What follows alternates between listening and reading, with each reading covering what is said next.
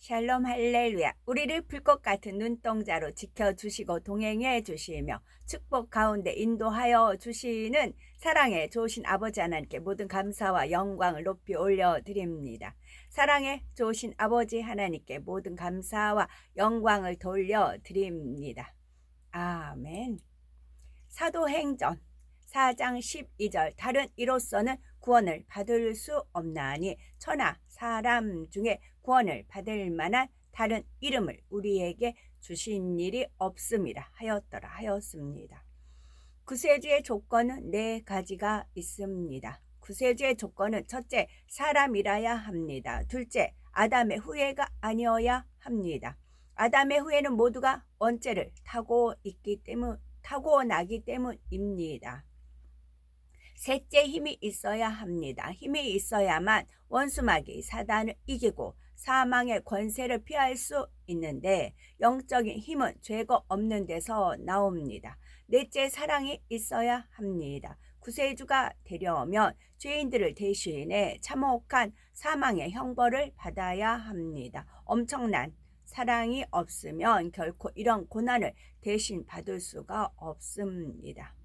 구세주의 첫 번째 조건에서 구세주는 반드시 사람이어야 한다 했습니다. 고린도전서 15장 21절에 사망이 사람으로 말미암았으니 죽은 자의 부활도 사람으로 말미암는도다 한 대로 사람의 죄는 영혼육을 입은 사람만이 대속할 수 있는 것입니다. 천사나 짐승은 사람의 죄를 대속할 수가 없습니다. 그래서 예수님께서는 동정녀 마리아의 몸에 성령으로 잉태되어 사람으로 태어나셨지요. 로마서 6장 23절 죄의 싹슨 사망이요 하나님의 은사는 그리스도 예수 우리 주 안에 있는 영생이니라.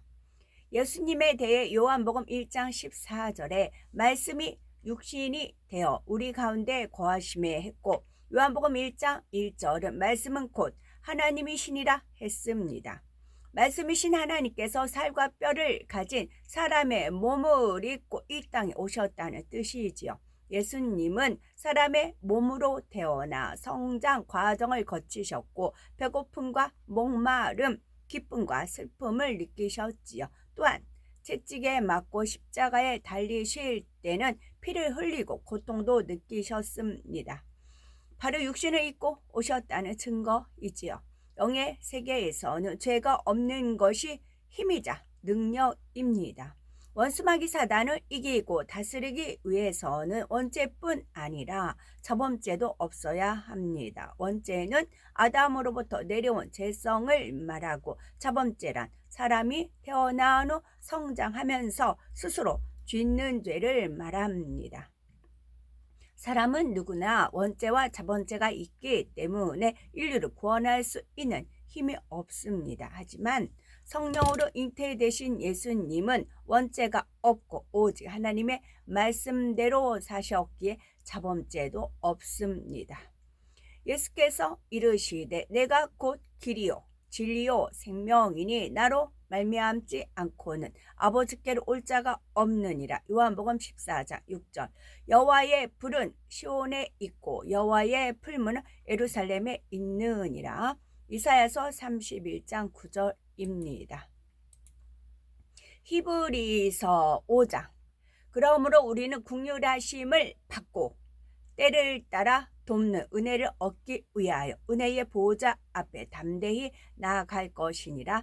대제사장마다 사람 가운데서 택한 자이므로 하나님께 속한 일에 사람을 위하여 예물과 속지 않은 제사를 드리게 하나니 그가 무식하고 미혹된 자를 능히 용납할 수 있는 것은 자기도 연약에 휩싸여 있음이라.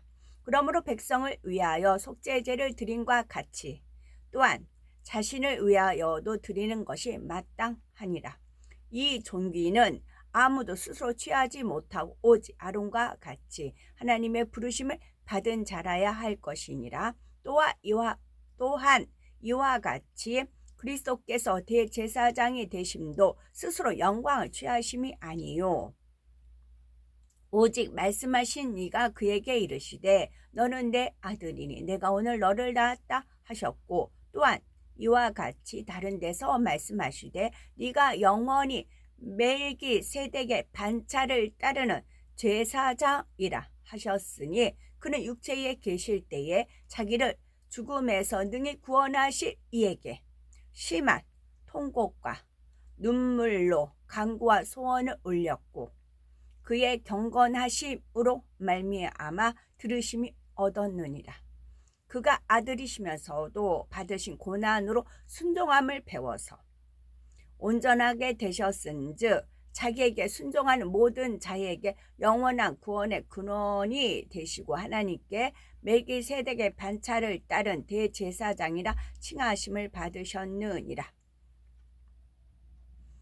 그가 아들이시면서도 받으신 고난으로 순종함을 배워서 고난으로 우리도 고난을 통해서 순종이 얼마나 복된 거고 하나님께서 얼마나 순종을 기뻐하시는가를 배우게 되는 거죠. 주님도 그러셨으니 우리도 주님의 발자취를 따라가니까 우리도 고난으로 순종함을 배우는 것입니다.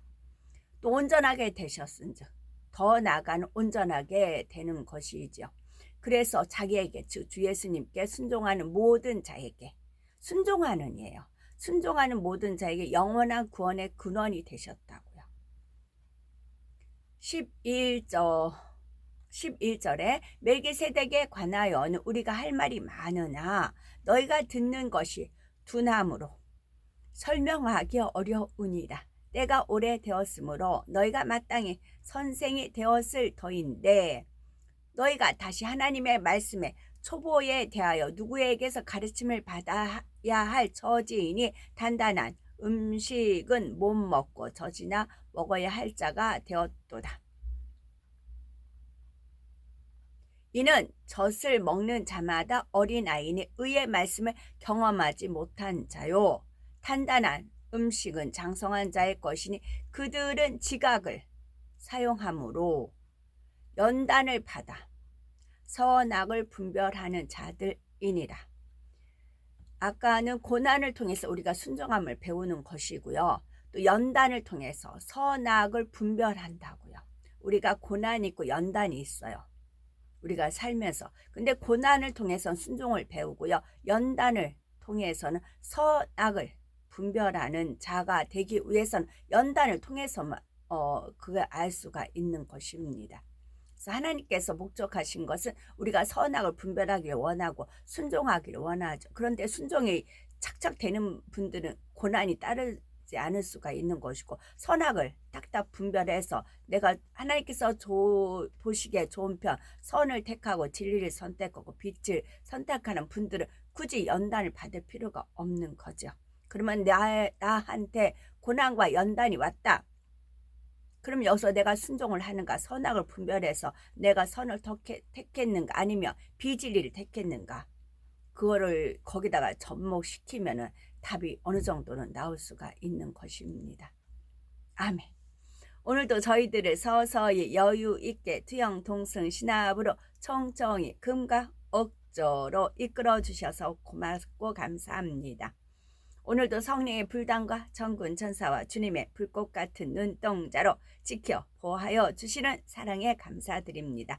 사랑에 좋으신 아버지 하나님만이 홀로 영광 받으시옵소서. 아멘.